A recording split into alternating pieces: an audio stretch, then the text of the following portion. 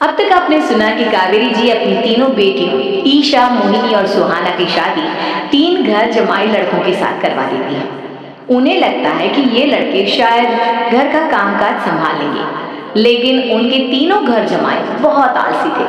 वो नौकरी भी नहीं करते थे और बाहर का काम भी नहीं। कावेरी जी ने अपनी बेटियों से कहा कि वो प्रेगनेंसी का बहाना बनाकर अपने पतियों को सबक सिखाए।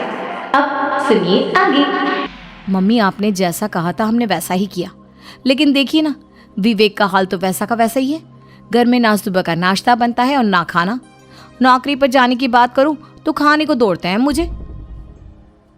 हाँ मम्मी, मैंने भी सुमित को कितनी बार कहा कि अगर नौकरी नहीं करनी तो कोई छोटी सी दुकान ही खोल लो, घर का खर्चा कैसे चलेगा। देखो दोपहर के 12 बजने आए और जनाब अभी तक सो रहे हैं। हाँ मम्मी, ईशा और सुहाना ठीक कहती हैं। अविनाश का भी यही हाल है। जब मैंने अपनी प्रेगनेंसी के बारे में कहा तो मुझसे कहने लगा, अरे दूसरी लड़कियां तो 9-9 महीने तक नौकरी करती है, बस डिलीवरी के टाइम छुट्टी लेती है। मोहिनी, तुम भी नौकरी करो। अब मुझे कहाँ नौकरी मिलेगी। मम्मी बताओ अब मैं क्या करूँ। हे भगवान, क्या सोचकर घर जमाई दामाद लाई थी मैं कि मेरी बेटियां मेरे पास रहेंगी और खुश रहेंगी, लेकिन इन आलसी दामादों ने तो हमारी जिंदगी को भी प्रॉब्लम में डाल दिया है। मैं तो कहती हूँ मम्मी, हम लोग वापस अपनी जॉब पर जाना शुरू कर देते हैं। बता देते हैं इन लोगों को कि हमने प्रेगनेंसी का बहाना किया है। नहीं नहीं बेटा, ऐसी गलती भी मत करना। अगर तुमने ऐसा किया तो इन तीनों की आदत और ख़राब हो जाएगी। अरे आज नहीं तो कल कभी तो तुम प्रेग्नेंट होगी, तब वापस यही प्रॉब्लम आएगी। तब क्या करोगी तुम तीनों। हाँ मम्मी, आपकी बात तो बिल्कुल सही है। इन लोगों को तो सुधारना ही पड़ेगा। लेकिन कैसे? अपने बच्चों के आने की खबर सुनकर भी इन लोगों पर कोई असर नहीं हो रहा। पैसे कमाने के लिए घर से बाहर निकलना ही नहीं चाहते ये तीनों। अब मेरे दिमाग में एक प्लान आया है। तुम तीनों चिंता मत करो, उन तीनों को बुलाओ, फिर मैं बात करती हूँ। थोड़ी देर बाद कावेरी जी अपने तीनों दामादों को सामने बुलाकर अपनी बात कहना शुरू करती हैं। अविनाश, सुमित और विवेक, देखो बेटा, मैं ना तुम तीनों से बड़ा प्यार करती हूँ, इसीलिए तो तुम्हें घर जमाई बना कर रखा है मैंने। अरे मम्मी जी, सीधे सीधे कहिए ना, क्या बात है।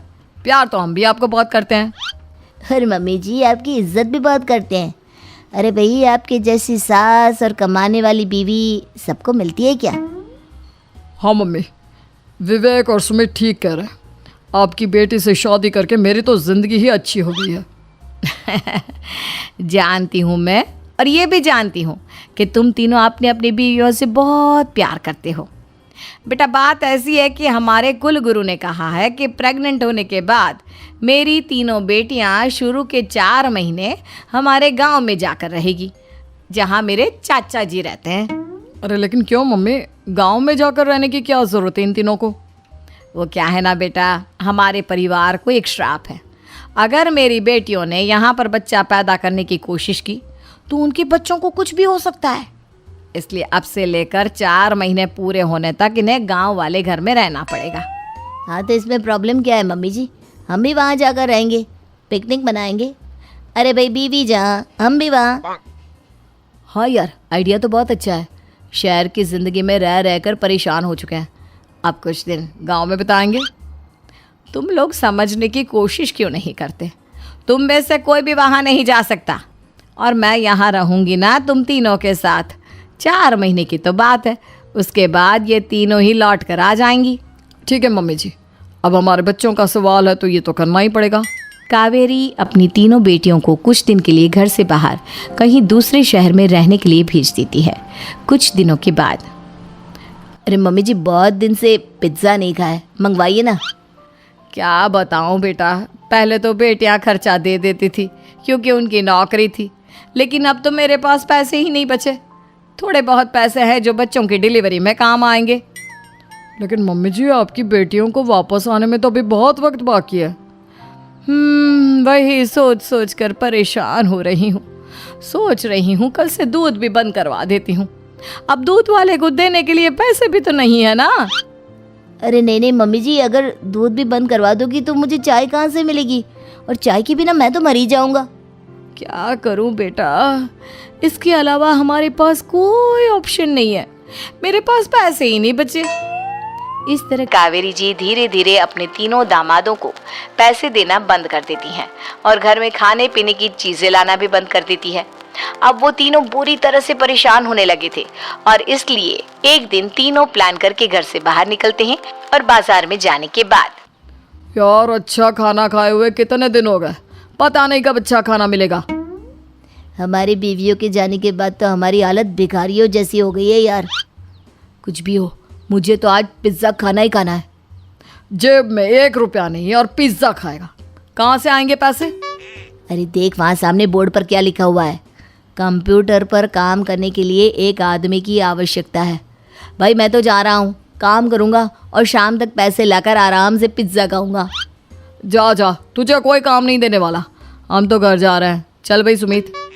सुमित और अविनाश वहाँ से चले जाते हैं और विवेक उस कंप्यूटर शॉप पर सारा दिन काम करके 5,000 रुपये कमा कर घर लौट कर आता है और अपने खाने के लिए अच्छी अच्छी चीज़ें भी लेकर आता है। ये देखकर विवेक और सुमित के दिल में भी कुछ पैसे कमाने की इच्छा जागती है। अरे सुबह सुबह कहाँ चल दिए तुम? मम्मी जी एक बहुत अच्छी जगह मिली है, कंप्यूटर पर काम करने के 5,000 मिले थे कल मुझे। अगर रोज़ काम करूँगा तो पूरे 40,000 की तनख्वाह। अरे वाह, ये तो बहुत अच्छी बात है दामाद जी, आपको जाना ही चाहिए। सुमित और अविनाश विवेक को इस तरह तरक्की करते देखकर परेशान हो जाते हैं और वो दोनों भी काम की तलाश में निकल पड़ते हैं। धीरे धीरे उन दोनों को भी काम मिल जाता है। अब कावेरी के तीनों दामाद छोटी मोटी नौकरी करके अच्छा पैसा कमाने लगे थे। एक दिन कावेरी उन्हें अपने पास बुलाती है। अरे वाह, विवेक 40,000 कमा लेता है, अविनाश 60,000 और सुमित तुम भी 40,000 के आसपास कमा ही लेते हो। कुल मिलाकर तुम अच्छे खासे पैसे कमा रहे हो बेटा। हाँ मम्मी जी, बहुत मज़ा आता है जब महीने के एंड में मोटी रकम हाथ में आती है। पूछिए मत मम्मी जी, घर में रहकर रोटी बना बना कर और तो जैसा महसूस होने लगा था मुझे तो। हाँ बेटा, तुम तीनों की बात तो बिल्कुल ठीक है। और जानते हो, अब तुम तीनों की पत्नियां भी वापस लौट कर आने वाली है। लेकिन मम्मी जी अभी तो उन्हें गए सिर्फ 2 महीने हुए हैं, आपने तो कहा था वो 4 महीने के बाद लौट कर आएंगी। ऐसा कुछ नहीं है बेटा, मैं सिर्फ तुम तीनों को सबक सिखाना चाहती थी कि आदमी घर में बैठकर बीवी की कमाई खाता हुआ अच्छा नहीं लगता। इस दुनिया में हर इंसान को मेहनत करनी चाहिए, काम करना चाहिए, चाहे वो औरत हो या आदमी, ताकि अपने परिवार को संभाल सके।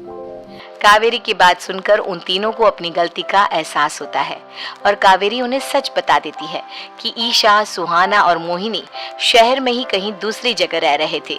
शाम के वक्त उन तीनों की पत्नियां लौट कर आ जाती है और कावेरी जी का परिवार एक खुशहाल परिवार की तरह रहने लगता है।